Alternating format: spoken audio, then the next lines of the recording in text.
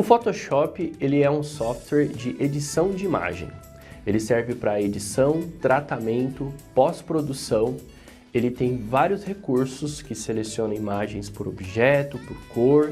Podemos trabalhar com textos e também com inteligência artificial. Meu nome é Cauê, eu sou designer, especialista em computação gráfica 3D, atuo no mercado da computação gráfica, na parte de produção de arte, edição de vídeo, desenvolvimento de 3D, entre outras coisas. Nesse curso você vai aprender sobre seleção de objetos, seleção por cores, edição, tratamento e muita inteligência artificial. Este curso está disponível no site do IPED. Bom aprendizado!